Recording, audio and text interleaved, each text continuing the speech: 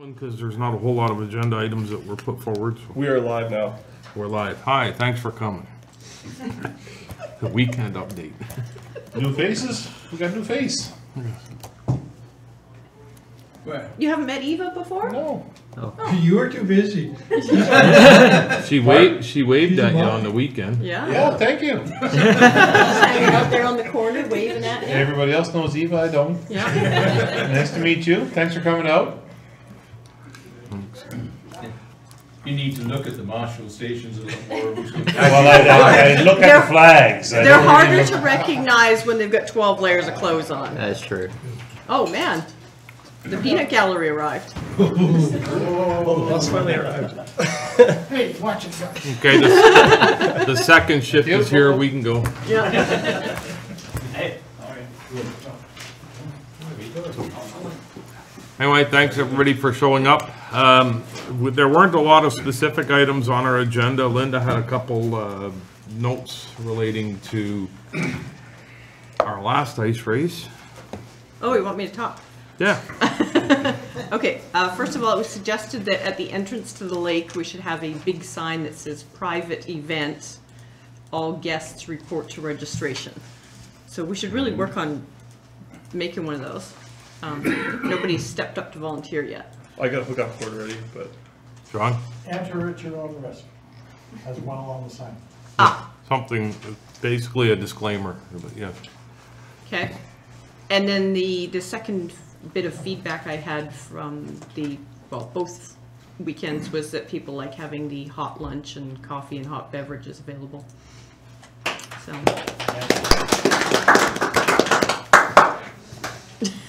Where's the chili? Yeah, that's a little more difficult. Yeah, we're working on that. I know one. you are. It's still cooking. Maybe I'm you're rough waiting inside a for it. snowsuit too. What's that? Maybe you're rough inside your snowsuit. That was my input. All right. So, anybody else have anything, just as a general observation or anything from the last two weekends? John? It's fairly well run, real bad visibility for both days, from my observation. Not sure what we can do to cut it down. The truck plow doesn't clean very well, and that's part of the issue. Without welding up something on the front end of that to cut down the centerpiece from spilling over, I don't know as much we can do. So I don't know exactly the last weekend. I know the visibility was really bad. But what we have to kind of keep in mind is last weekend was just perfect for being cold enough, no wind or not enough wind to make everything go away. And then we have a plow issue. So We had 20 inches of fresh powder snow as well Yeah. to try and deal with. So yeah, a bunch of fresh snow came down. Solenoid? It was just, yeah, did you not replace the solenoid? But that's not what's not working. It's the plow itself overall doesn't plow the track very well. the plow works really well clearing heavy snow. Is just to get it down right down to the ice. It doesn't do it that well.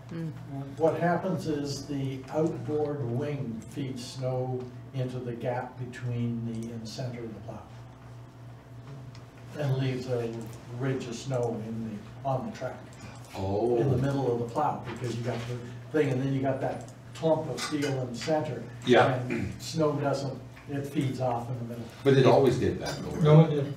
No, it's worn now to a point that. Are there no scraper blades on there that you Yes, can there are. replace? Yes, there are, but there's a gap in there that filters snow on. Okay. Do you think it'd be helpful if we use like a piece of tire at the bottom there to help stop it, or it's just gonna keep pouring over? No, it's probably a new center blade design change or. Can I comment on that? Yeah. Actually, I think the center blade is high when you move the blade left to right. Okay, could be, yeah. It's just that if there was like a piece of rubber, like he says, bolted to the bottom of it, I think you will gain that half an inch that it's missing. I can speak to that. There is a plastic rubber piece that's meant to be in there. but every time we go and plow the lake, it gets broken off. It doesn't last. So I put a piece of 1/2 inch plate on there, and I left it up a 1/2 inch for a reason, so it wouldn't get broken off, or 3/4 of an inch, probably an inch. I didn't use a micrometer. But we could actually lower that plate down. I intended to put slots in it, but we ran out of time. So yeah, we could look at dropping that plate down. We could take it off, get it to my shop, and we could put slots in it, and we could adjust it as necessary. That would help. That'd help a lot. How's it retained? 2 1/2 inch bolts or 3 1/2 inch bolts. Yeah. Like the heads? Yeah, no 1/2 inch. Diameter. So 7/8 head, No 1/2 inch bolts, 3/4 inch heads. 3/4 inch head. Okay. 2 of them. So, but I just put it up because the part that was on it kept breaking off, getting broken off, but Yeah. nobody's fault. Just By nature virtue of what what it- it's doing. Yeah, particularly it got broken off on plowing the access road. Yeah, plowing the ice is not a problem. The access road is what does damage to the truck again. So yeah, we can look at slotting that and. Colin, Hello, Mark. do we need any plowing on the access road with the tractor? No. How are you? No. I left a little snow there and it smoothed it out. Yeah. I think it's okay. It'll be okay for last Sunday in February. Whenever it might become time to use it. Oh, yeah, it's a lot smoother now. Yeah, nothing. Were you at the track for This is the me, Edmonton Rally and this is Cross? Warner.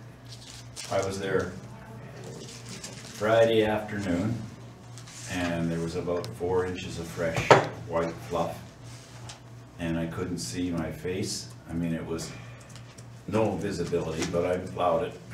And then Saturday morning, I was there at 7 o'clock in the morning and plowed the new 5 or 6 inches that came down, and couldn't see anything again. So yeah, there was lots of snow. Did you go out Sunday? I didn't go Sunday. It didn't snow overnight. Yeah.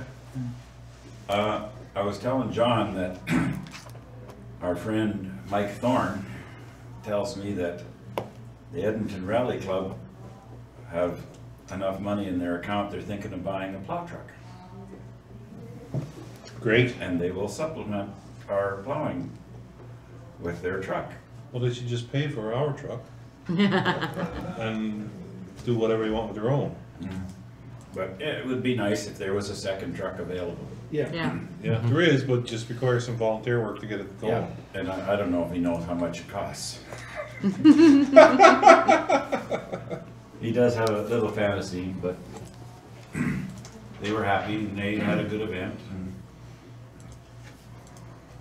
Talking about the Edmonton Rally, did they change the blue boxes?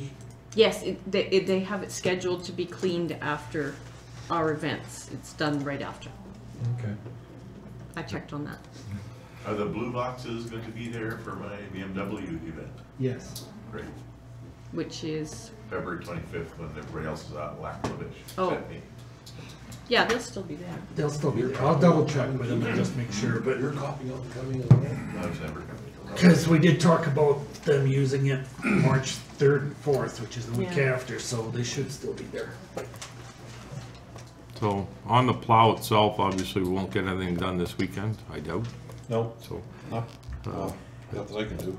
it's a big note we have to keep in mind and follow through and hopefully be prepared for later on next year, I guess, more than If anything. we can remember to get that plate off of there at the end of the day, this weekend, I can slot it, and then we can play with it. I'll bring Just- tools. There's When tools we in need the to truck. slot it. Milling machine?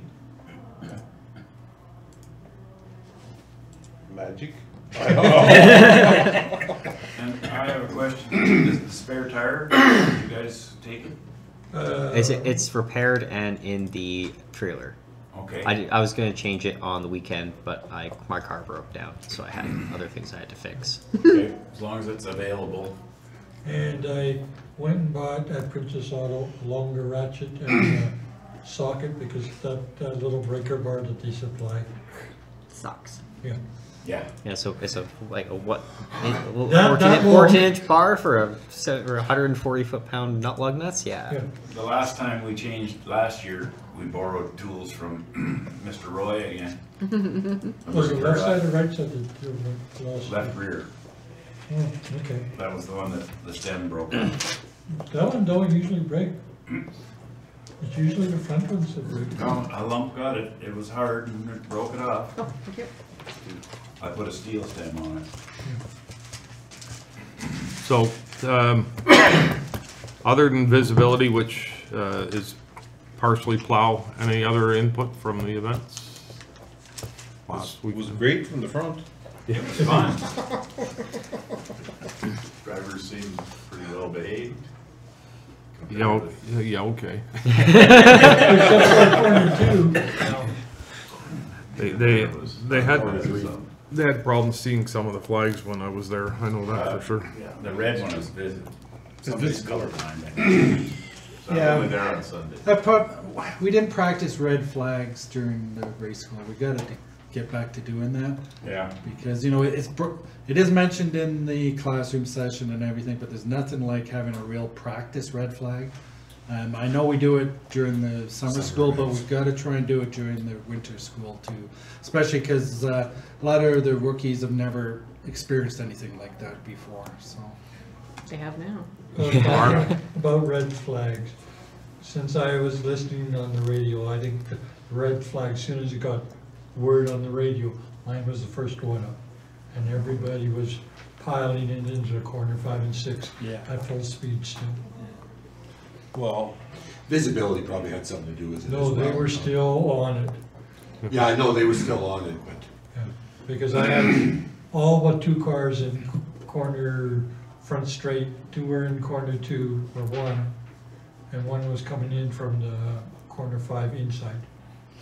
And most of them ended up on the front straight and they were sideways all the way through the corner. I had about half the field go past my red flag before they slowed down. So they got mine and they got the Rich. marshal station after mine and still kept going. So I realized they can't stop on a dime. But No, I like blew by on a yellow with like wave, but I didn't see anything. I didn't see the flag station. I should have just like let off more, but I was just riding the snowbank with the back of the car as my guide. I couldn't see anything, couldn't even see in front of my hood. But Okay. John? One last item was we had a bit of congregation right at the entrance to the pits on the access road with a ton of Chevettes on both sides. And Colin and I talked about widening that section, and we got to try and get the guys in further. So it's maybe they'll show up on time at pre-grid, and 2, it'll be less of a congested area. you're talking about that access road from the hill down, as soon as you do the left to the pit area? Yes. Yeah. Okay, I'll have to plug when I come in. Yeah, we just want to, we'll wing it back so that the guys, if they are there, there's still lots of access room. But we need to move, if we see guys parking there, we need to move them in further. Okay. There was lots of room at the west Yeah. end of the paddock there. There were lots of even worker cars and stuff parked there. And there was room galore there, and it's wide there. But don't you know that Chevettes all have magnets? I want to explore the possibility of maybe running the other way this weekend. Then you got a high-speed straightaway to There's a no way double you left want, right, it won't work. there's no way you want to run that straight into that hairpin at the end. There's no way you want to do that. Okay. Or open it up, one or t'other. Yeah. isn't that the way all racetracks are? open board. No, flat out into a corner, turn 1? Yeah, flat out into a corner, but not a hairpin or a sharp corner. That's a disaster. We learned that a long time ago. I'll think about it on Friday. how big can we make the snowbank on the hairpin? That's all.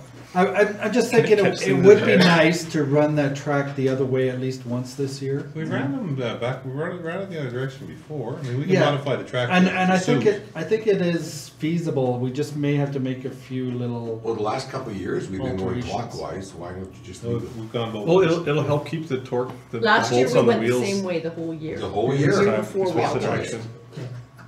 Yeah, I think Unwind something. I understand what I did the combination. Barry's saying. We may need to just Right. widen that out a little bit so we Bolts. can get 2 cars through Right. that little kink there. So But Oh, I see, just. it's yeah, where that yeah. kink is, you know, where you go right and left, The zigzag. the zigzag.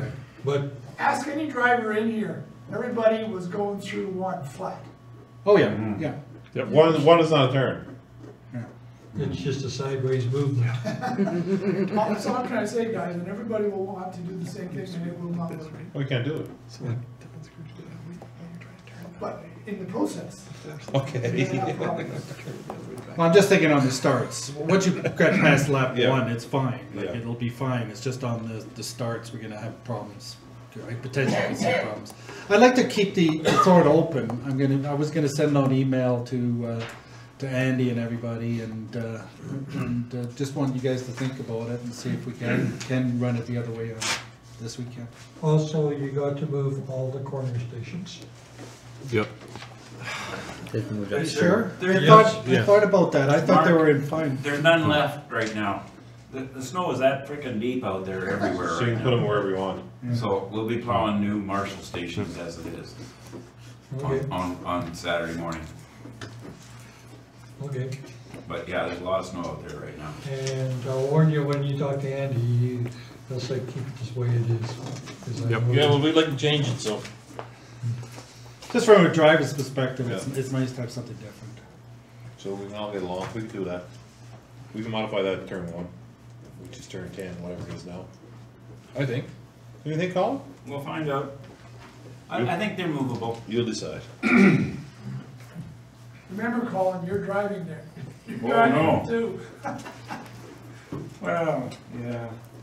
4th place car, it's okay. All right, so the last weekend is talking about the next weekend now about potentially changing the track, so there's back and forth on there. Did you want to talk about what your roll cage, or because it wasn't published, is it not worth it for you? We can talk about it a little bit, but I was hoping to get more Chevette driver input. So, as you know, we were going to be, or WCMA had asked us to modify our cages for the next season to add the roof diagonal bar and the A-pill reinforcement. Looking at the Chevette cages, I don't think that they'll be able to put the roof bar into their cars without affecting the structural integrity of the car or the roll cage. The roll cage design, the Chevette's, for anyone that doesn't know, they have the roof halo going back to a plate, and then that plate is welded to the hoop at the back. This apparently was okay when they built the Chevettes originally, but now it wouldn't be okay if it was built today. I don't think adding or trying to add the roof bar in will make it a difference. It'll just be difficult and all that kind of thing, but hoping to get some Chevette driver input for what they think about what they can do. So you're saying with the halo and going back to that plate, there's actually some rollover protection already built into the old design? Well, it's in a rollover. It does its job. They've been doing it for 30 years. I don't think there's been injury in Chevette class. No, but we're talking, the reason for the diagonal bar was more for a roof intrusion in case of a rollover and you hit a bank and the roof comes down. So what I'm asking is, it sounds like they have a halo going on with a plate. So there is some protection for the roof going in, right? Yeah. I'm not talking about the whole thing collapsing, but the roof coming down. Around the periphery. Yeah, it's like a regular roll cage, except instead of having the front hoop being one piece and have two legs going forward welded together, it has one hoop in the front. A halo. It's welded to plates at the back. Not to the bar. Not to the bar. It goes to ears on the bends on the main hoop. Yes. So, adding the diagonal bar, I don't think it'll add any strength. It may even introduce issues in an impact because that design would not be engineered tested, which apparently the original design was. So it's a lot of things that we need to consider before we move forward about doing any changes to those cages. The other issue I wanted to talk about was the general safety of the Chevettes and their prep for tech, but I don't know if we should go into that without there being more Chevette drivers here. Well, I think someone needs to be in charge here, and if the Chevette drivers don't feel it's necessary to show up to the meetings or when these decisions are being made. Someone needs to be in charge and make the decisions for them. That's my view on all that. When you're talking about their general prep and tech, is there a specific point you have? Roughness? But like, they have their own. Like a good example is Chevettes have their own ballast ballast restrictions. They're only allowed to have a certain amount of ballast in a certain spot with a certain way of fixing it down, which is separate from the WCMA regs. Of the 9 or so Chevettes that I inspected, none of them were secured in this way. In the way that their class dictates. Their spec? Yeah, which, you know, it's not really, that in itself wouldn't be really much of a concern, because they should be policing their own class, but some of them were done in really unsafe ways. A good example is that there was a guy who came with truck leaf springs hooked in the driver or the door wells, held to the roll cage with U spring shackles. So stuff like that is not. Yeah, when you look at the big picture, this is my view. When you look at the big picture, the ballast securement is a way bigger safety concern than any of these roll cages and all the other stuff going on. And my take on it is, why do Chevettes need ballast anyway now? Whoa. No, things have changed. You're getting a big argument there. I know, but if everybody takes it out, they're all the same. They're running on studded tires now. Most of them. No, all of them are running on studded tires. They're not running rubbers. They're running studded tires. So the whole, everything's changed a little bit. So if you just outlaw ballast totally, everybody's still the same, but they are running studded tires, and they'll have to adjust their driving pattern. But my thought going forward is we should be going back to these guys and saying, hey, we're thinking of outlawing ballast, and we think it's unsafe, and if you guys can't do it properly, we'll just outlaw it right from the start, and you'll just have to adjust to your driving style. And I don't think they will get used to it. You know, I'm sure a lot of them, they like their ballast and being able to kick their rear end out, but they'll get used to it. Yes, Mark? I thought there was, under WCMA, a standard for securing ballast. There is. There is. So But they follow it. No, one Chevette out there follows the way WCMA tells them to. Part of obviously this question was asked as to why this hasn't been, or they're doing it this way, and the answer seems to be mostly that they've never actually read how they're supposed to secure the So like that's the answer they gave us when we were doing the tech, is that they hadn't read the ballast, how you do it in the regs, and they didn't know there was a reg for it. Which is like which is not a really good answer to give the guy inspecting your car for tech, is that you've never read the rules. But like, this is something that we need to work with them on, so that they know how to do it, or how it's done, and how to do it safely. Well, I'm going to give them two options next year. Number one option is get rid of ballast totally, or number two, do it properly per the WCMA regs. And I'm pretty sure they'll end up taking the ballast out. I bet you they won't. I bet you they will. Well, I've raced a studded car on ice that was rear-wheel drive, and I can tell you the ballast makes a big difference in how safe it is to drive the car. But the Chevette rules have a method of securing the ballast, is that correct? Yeah. They have their own method. Okay. Rubber bungees? Yeah, but their method that's there.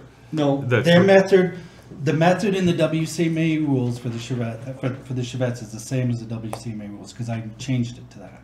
No, it's still the 3/8 bolts and 1/2-inch bolts per weight and 120-pound max. Right. So that's not WCMA rules. I thought it was. Okay. No. So my point I'm trying to get at is, if they have their own rules that have been accepted, they've been operating under and otherwise, and or WCMA rules, which are likely better, but somebody's not following either, then that person should have to correct it and put it how it's either one or the other. And then if we go and say, as an example, no ballast at all, then we're being very aggressive and shutting them down and kind of changing everything for them from what's been accepted. and then you're gonna get the issue that way. If you tell them, follow the rules that you guys wrote, at least for now, then we're doing our stuff. We can always look and change things over, but we know what happened with the roll cage. When you start throwing stuff out, everybody pushes back. At least get them to follow the rules that are put, and then we can look at advancing from And there. how do you suggest we get them to follow the rules that are written though? That's Fail the- them attack. By failing them Then you'll attack. fail the That's what whole, the tech inspection you'll is for. fail the whole field, because none of them are doing it even to the charrette rules. So, so, Well, the- then they shouldn't be bloody running. How Yeah. difficult Okay. is it Everybody has to to pass secure that. these Yeah. things according to what the rules So, Okay. John had his hand up for a second, and then Ryan, and then Barry. I think we as a club should be proactive, and Saturday's tech, if there is an illegally mounted ballast, it is flagged. If it's unsafe, then the car should be not allowed on the track until they fix it, because it's a safety hazard. Somebody getting hit with 100 pounds of ballast when they hit a snowbank. 'cause It's a it's serious Yeah. concern. Absolutely. And that's more or less what I'm getting, is if, follow the rules, but if it's not following the rules, but it's safe, just, or appears to be safe from the text thing, you can warn them, you need to correct it by the next time, much like there was an altered belt. We're gonna let you can run today, but you need to fix that. Yeah, and I hear that, but, okay, we got 2 events left. We fail them at this next event, and then they're not gonna come to Laklavish, right? Only fail the ones that are held together with zap They're all, straps and they're all, duct tape. they're basically all like that. They're all substandard. They're all No- substandard. None of them meet the current regulations. So nobody's gonna fix it in time for the Laklavish event, No. guaranteed. Were they told last week to bolt them in? Gary's view of it seemed to be that they trying to get them to read the rules and try and get them to see why how they've done it isn't proper, and try and get them to fix it for this weekend. As I said, basically all the vehicles that we inspected had improperly secured ballast. But they were It's still not- passed. They're still allowed to race. yes. So, but I don't view it as something that it happened that weekend. This has been allowed for 20 years. decades. Yeah. And then all of a sudden we're saying that you can't run anymore. And I don't know if you'd be happy with, after racing for 15 years, being told that, yeah, well, the thing you've been doing for 15 years is no good anymore. So we need to work with the Chevettes to try and get them to do things properly. But if there is a car with a deliberately or with a unsafe set of ballast, we should not allow that car on. Yeah, and the question is, what is unsafe though, John? And we have the specs, so you have that line there that says that's the safe spec. Now, if it's below that, that's unsafe, right? Anything below that is unsafe. So, So gets written into the logbook as. It's a warning. I think we just have, I think Ryan's on the right path, and my view is we should be looking to next year. We should be looking to next year and saying, you do it this way, and if you show up at the beginning of the year, and if you don't do it that way, it's not allowed, or you take out your ballast. Take it out. Everybody Yeah. takes it out. Follow. And my view is, everybody should take it out. If it's substan- It's just too much of a liability. You got hundreds of pounds of frickin' weightlifting weights there, and if somebody doesn't do a proper weld or misses something, that's a huge projectile in here. Yeah, it's very Even at 30 miles an hour. Yeah. Barry, you had your hand up? People just don't realize, unless you've been in a schmuck, the forces involved are especially if something goes over, the forces involved are phenomenal. And you can sit and look at something and say, it looks okay. But those of us who have been through that, learn the lesson the hard way, and there's no point in learning it again. So I agree that next year, no ballast. Well, or properly secure ballast. Properly secured. Yeah, I have only experience and a lot of experience racing rear-wheel drive on rubber, and ballast is essential. And there's just no excuse for them not to secure the darn stuff properly. I wouldn't outlaw ballast, I would just be vigorous about making sure it either fits with the Chevette rules or the WCMA rules, whatever is required for the class. Colin? Who is it? Is it Landon is their father? That's what I was just gonna say. Yeah. I think we have to send him an email tonight or tomorrow telling him that make sure your guys have their ballast secured safely. I mean, he's the guy that knows everybody and he'll get in touch with everybody. But as per the rules, I mean, has to come a time when unsafely or non-compliant ballast is not allowed.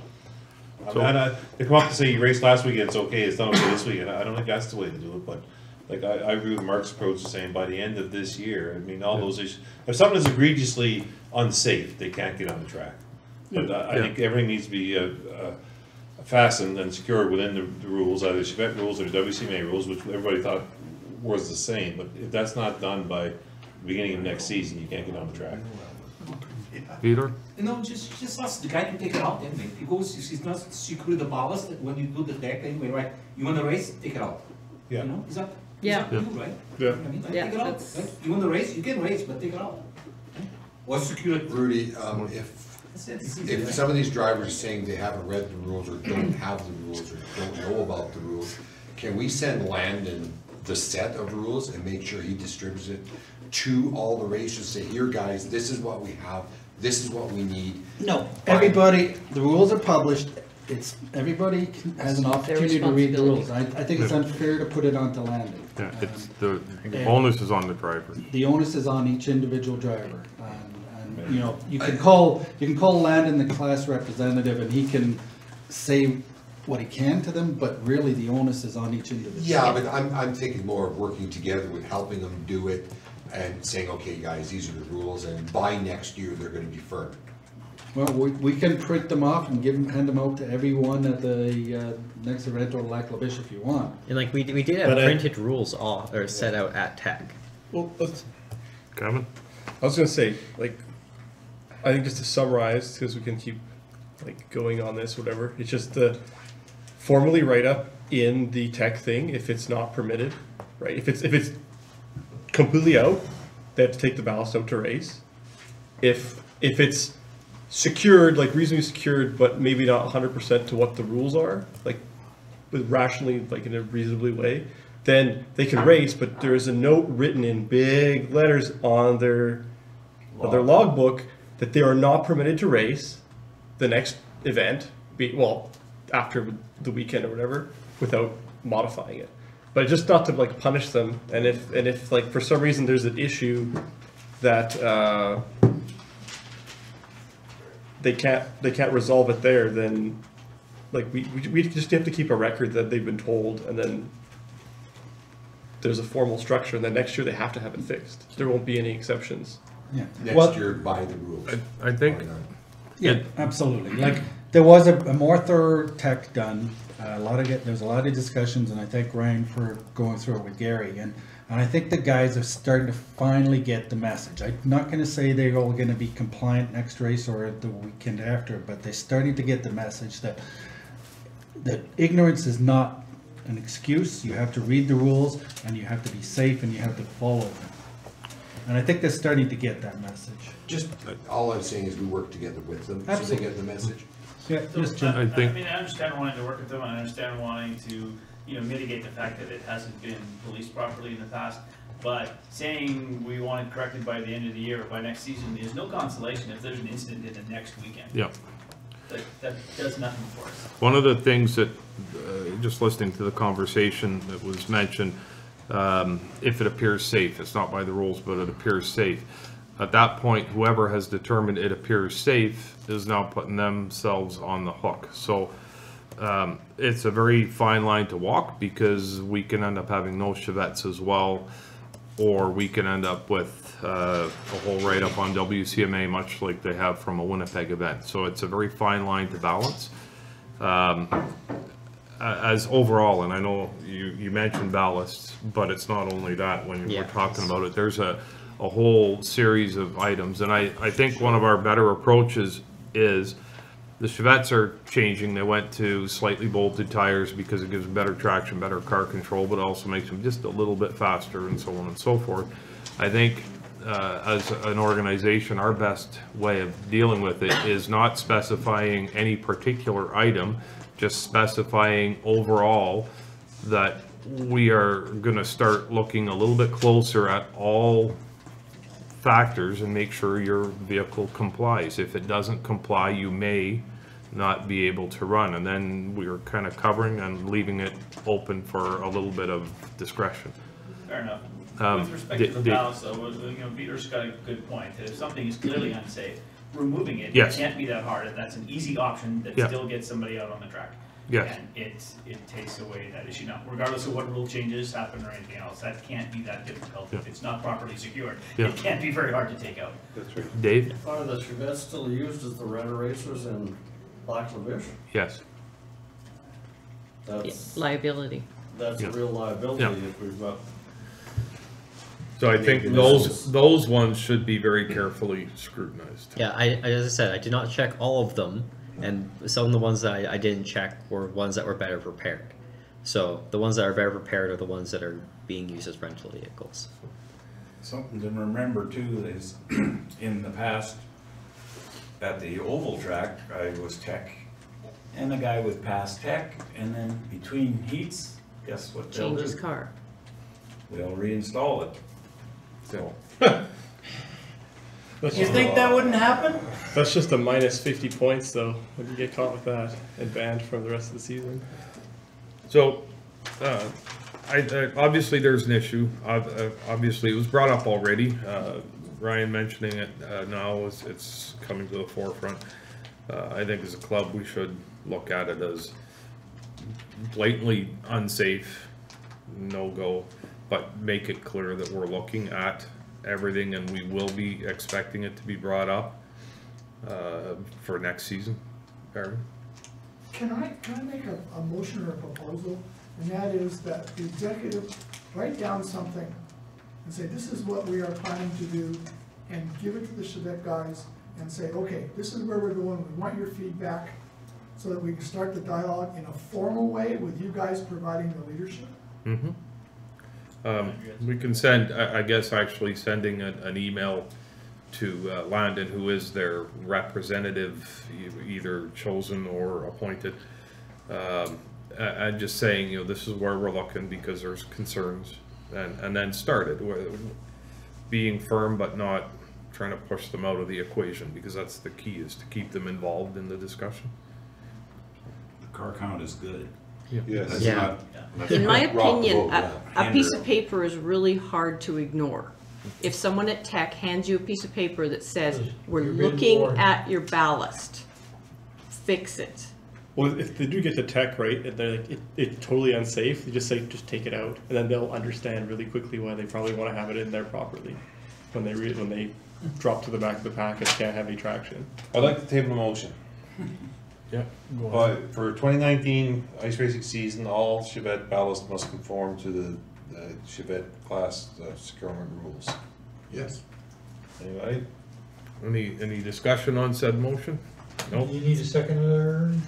Second from, Second. are we actually recording the minutes of this officially in Yeah. writing? Him? Yeah, they Thank you. recorded online and digitally on the hard drive. We Okay, recorded it all. Just making sure. Second, Thank you. Warner seconded. All in favor? Anybody opposed? Carried. You missed the days when Joe Branco would show up with a wheel well full of concrete. Yep. Do you add these up, Secure. Colin? Sorta. Sorta. Do you add these up? Mark? I didn't add them. You want me to do that? I noticed that some of the cars are starting on LED lights. Mhm. They're a great help compared to some of the old dying lights that are on certain cars. Maybe add that, and also from your standpoint, you've been running into a number of cars with poor tow hooks. I'm not going That's a past whole that. other discussion. Yeah, that was what gonna be one of my recommendations for the rules set next year, is to change that to LED lights are permissible in every class and everything, because the way it's written, we can't do, we're not supposed to do it in neon, but Peter did it, and I think it's great. I think everybody should be doing it. And also the rear facing, high mount should be LED. Yes. I was going to ask, does anyone, because I did experiment with my car, I left the side marker lights on, but I also added a third brake light that wasn't there before, like a high mount third brake light. You're supposed to have already 2 extra No, brake I have lights. 2 extra brake lights, but I added a third, like a center brake light that's right near where the the high mark is, so you can actually see where I am and if I'm braking, if you can't see anything below. You didn't notice it. Okay. I don't know, you were headed towards the bank, I didn't see your brakes. You were always behind me, Kevin, I never noticed it. Not even when you. Obviously, you weren't good enough because you never lapped them. Barry? I have a couple of items, it's not related to anything we talked about, is that okay for now? I think we've kind of beat this one around enough for mid-season, so unless anybody else has anything pressing, go ahead, Barry. Okay. My first is a comment on the driving school. First of all, from my perspective, it was very successful, and that's due to an awful lot of work by an awful lot of people. And so I think the hand is due to the workers, to Mark, to a lot of people that make it work really, really well. So thank you very much. Hand is in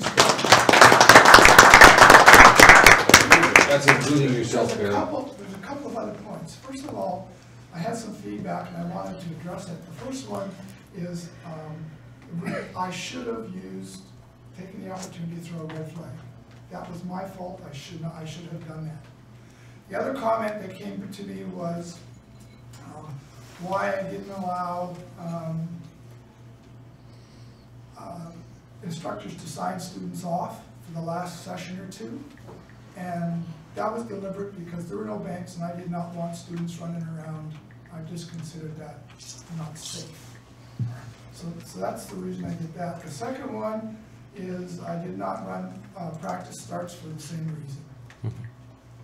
So it wasn't like they were forgotten, it was just a deliberate, conscious decision. And if people object to that, fine, I can deal with that. But those are the reasons behind it. And we're certainly, so both Mark and I are certainly open to any suggestions that people have so we make the sucker even better. But man, we got a lot of help. And besides that, I think everybody really liked the hot dogs at lunch. Yeah. I have one other point here, not related to any of this. And as a background here, I've been struggling through trying to get insurance on a toter van. I know how to use toter home. And in the process of doing that, I learned some really interesting things, and I'd like to read something to you. This is from my insurance company. This form defines and restricts the meaning of pleasure only as stated on the certificate of insurance as follows. The vehicle described above will be exclusively used for pleasure driving, hobby, and or collector car activities. The vehicle described above will not be used off-road for licensing, time, or any track event of any kind. Now the implications of that, and here's where I think we should have some discussion. Everybody knows if you take your car on a track and you hit something, your insurance ain't gonna cover it. But that's not the problem. The problem is, if you drive your car on the track and you do not have your insurance company's approval to do so, and you have an accident on the road, and they find out that you had the car on the track, then your insurance is automatically voided right back to the time that you originally got it. No, that's not correct. Are we going to have a law school discussion now? I mean, come on. That's not correct. I'm just warning people. That's what I learned today. And if insurance companies are saying that, then there's an issue here. Are you telling me the insurance companies have adopted the policy of not paying out? Mine did. Always. It's not if it's allowed, that they'll do it anyway because they just know that you can't fight for your. It's expensive to fight on your own behalf, right? If they tried to pull that stunt, then every one of them would face massive consequences. They can say, we're not going to cover you in this prohibited activity, but that does not apply when you're using your vehicle on the road and the personal in the liability, third-party liability part of it. They can decide, well, we're not going to cover this in the collision part of your property. We're not going to pay you when you wreck your car on the track. But just because you've used your vehicle at some point on a track event, and then you drive the same vehicle, if you're using it as your daily driver and you go out on the public road and they try and cancel your policy because you've taken it in a track event, that's going to absolutely guarantee a whole whack of lawsuits. So if your insurance agent is telling you this, he better go back to school. Yeah. My whole point in bringing this up was I didn't want to get in a legal argument, Dave. What I'm telling people is you've got to ask your insurance agent what their policy is before you get into this situation. The problem is the insurance agents don't know. They don't know what the policies mean. All they do is try and sell you insurance. They don't know what the darn policy means. And the insurer won't give you a straight answer at all, other than no.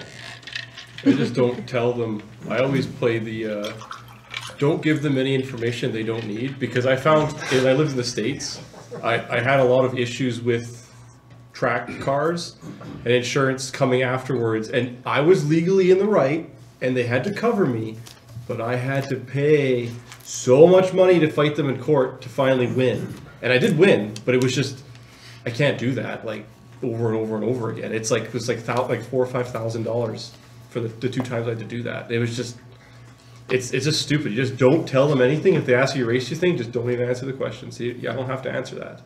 So it's none of their business. They can't. Don't volunteer any info. Yeah, don't tell them anything. Don't ask them for, if you go to your insurance company and say, I want permission to do this, you've got to buy a whole completely different policy. Yeah. And it'll be way, way more expensive. Or it'll be one of these special type policies where you can only drive it during May through October, not drive it to work and not drive it on this and not drive it on that. One of these specialty policies. But they're trying to overreach this stuff all the time. So you just can't accept what they say. What they say is not what the law provides. But you're right, you have to fight these people. You can't ever just let them get away with it. The only language they understand is the language of litigation, unfortunately. But if you ask them for permission, they're all gonna say no. And then all of a sudden, you suddenly don't have any insurance, because then they'll just outright cancel a policy. So they're misinterpreting what they themselves have written and what they actually, the statutory conditions imposed by law in the province actually say that the policies are supposed to say. So this isn't as cut and dried as the insurance agent may think. A, they don't know what the policies mean, and they're who are they representing? Are they representing you, or are they representing the insurance company? Okay. Next. Oh, we can talk for hours on it. John?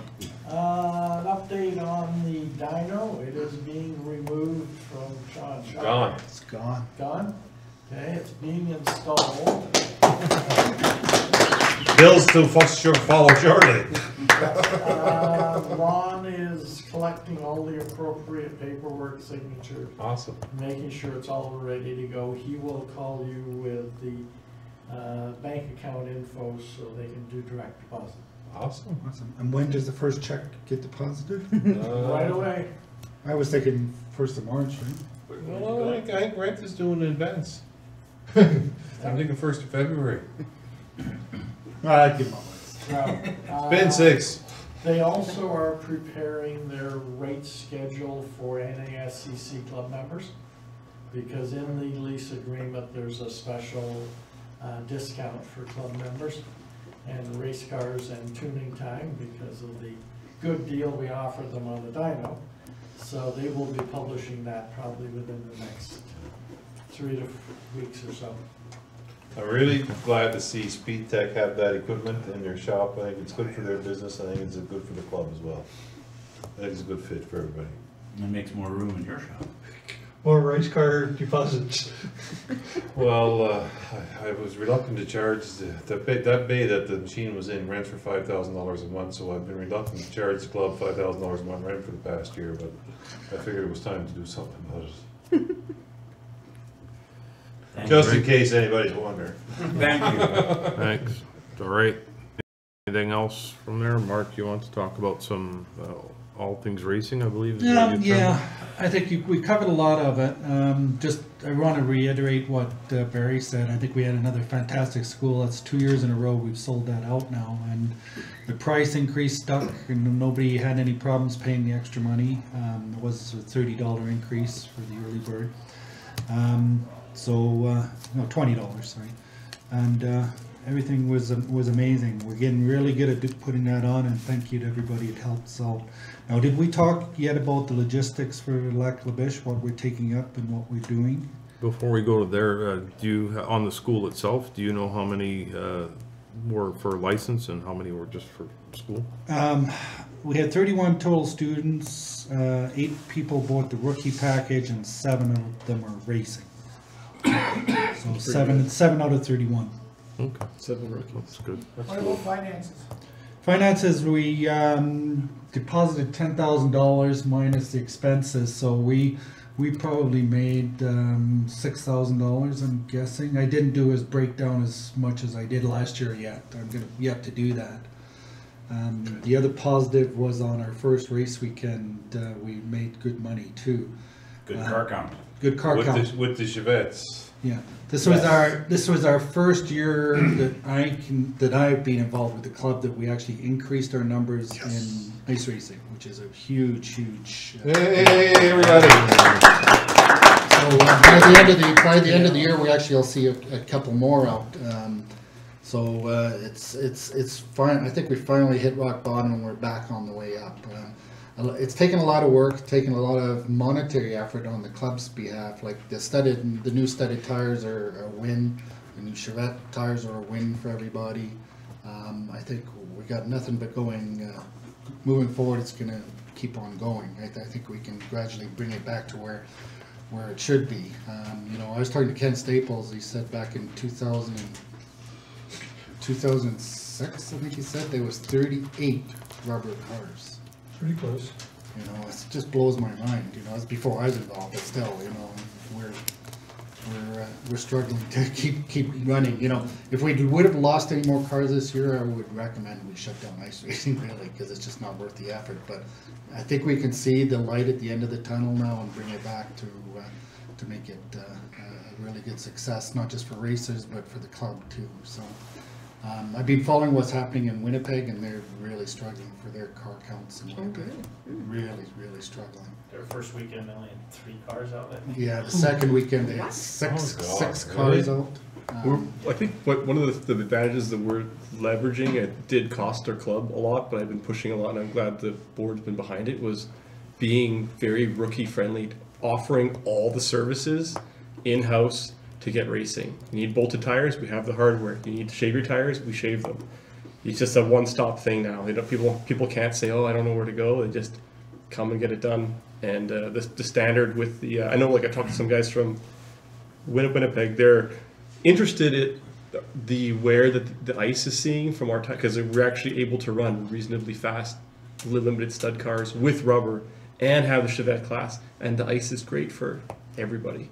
People aren't destroying tires and stuff like that. So other than a gigantic hole that formed, the track was actually held up pretty good. This ice is very brittle ice. Yeah, it's gonna get chewed up.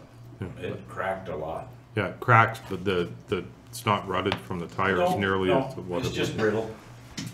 Because I feel those, I go around a lot.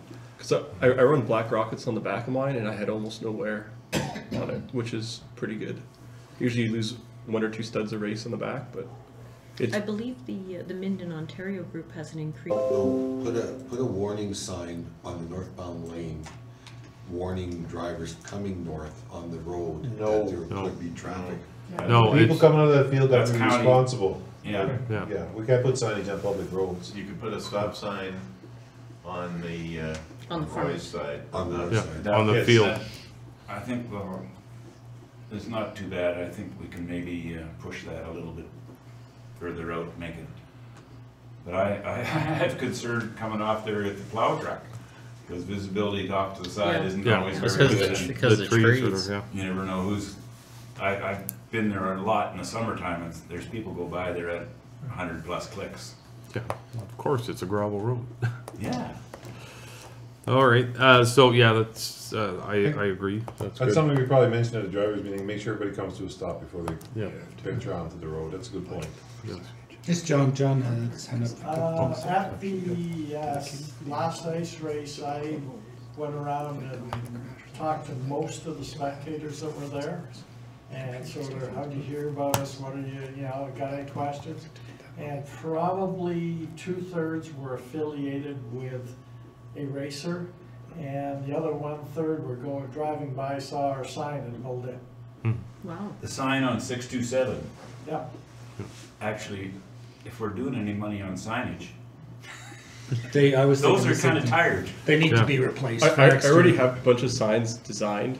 I just need to know what our budget is when we can go and make them. Ones that have high reflector stuff on it and updated logos and contact information for the club and things like that. We gotta get it done for summer season, Yeah. Kevin. We Yeah. don't wanna putting our ice Oh. race signs at Castle again. No. Yeah, it's just like I That's said, one we of just the have to. stupidest thing when I've joined this club, first road race I went to, in the mail, I saw a sign that said ice racing.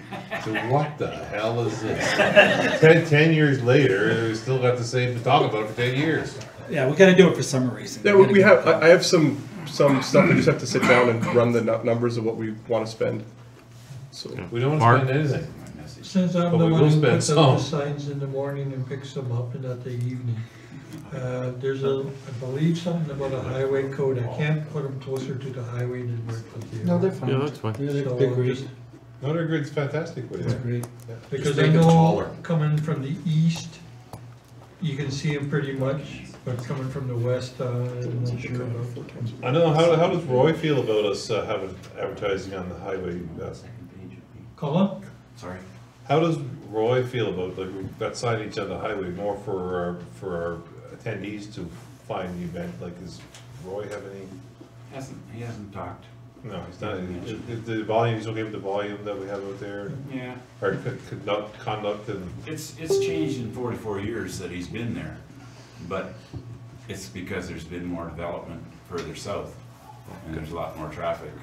but our traffic is not impacting our. He doesn't have an issue at all. Okay, fantastic. All right. Anything else? Are you gonna be talking to him sometime soon, Roy, Colin? Could. Next time you talk to him, ask him that windrow that we've got in the field, if we need to level it before spring. And I'll get the farmer to come back in and just level it. Because we've got a bit of a dirt windrow under the snowbank. Mm-hmm. Yeah, and that might give the farmer a little bit of grief, but if you ask Roy, then let us know if we gotta deal with it. He asked us to change the road, to move further south, and we've done that, so. Mm-hmm. But I think we need to change our approach. Where we come back onto the, In terms of dirt work or just moving the snow? just move some snow. Square that out a little bit. Anything else? Nope. I'll be there Friday, I probably suspect. All right. Well, if there's nothing else, that's it for tonight. No, we gotta talk about Lac La Biche. Oh, sorry. Lac La Biche, well, sorry, before you were here, they were talking about moving the stuff. So. Okay, so it's all covered? No, they were discussing it, but it's not necessarily a Alright, so full we're thing. gonna take that offline then, or? I don't know if we need to have that as a public discussion, figuring out who's putting which extinguishers in which cars. We need extra help in timing trailer this weekend, if anybody wants to come out and sit in a nice warm. Got it taken care of already. Okay. What Boy, happens that when you're end late? is on the ball. No, I'll well, be available Andy's to wife volunteer and- this weekend. I'll be able to volunteer this weekend. Oh. My season's done. So. Andy's wife and Gary Lohu's wife are both. Gonna do it again? Okay, Yeah. perfect. I didn't know if they were gonna come again. And this weekend, I don't know about Lac La Biche for sure. I'll be in Lac La Biche too. Stewie? Stewie's doing timing in Lac La Biche, yes.